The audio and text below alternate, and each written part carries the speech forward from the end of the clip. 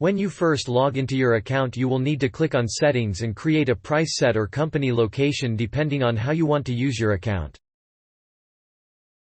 If you have several offices around your state or in different states, you will want to create a location for each of your company offices. If you have one office but serve a wide range of clients from heavy industrial to light commercial, you may have different labor rates and gross margin requirements. In this case, you will have several price sets. Don't worry, the office locations and price sets are both created the same way.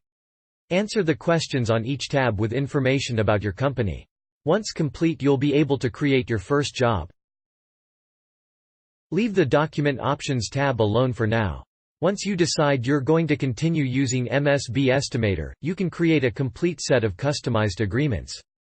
There is also a video to help with these documents, or you can ask our tech staff for help.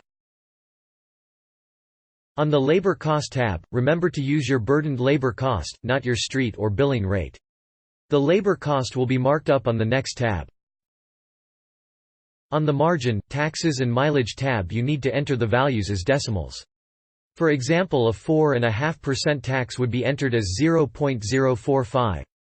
There is a chart on the left, or the bottom if you're using a small device, to help you convert from markup to gross margin.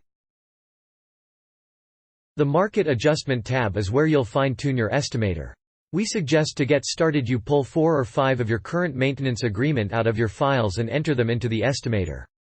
This will give you a good feel about how close the numbers are.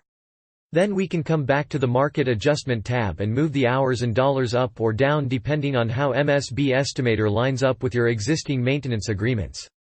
This is also where you'll adjust the material dollars to reflect an exchange rate if you're in a country other than the United States.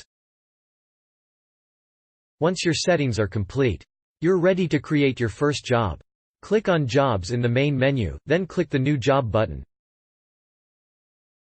Enter the name of the business. Then select the location from the drop-down. If you are only using one price set, it will be the default. Enter the date you hope to start the maintenance. Now select a type of agreement. Lastly, click the Save button.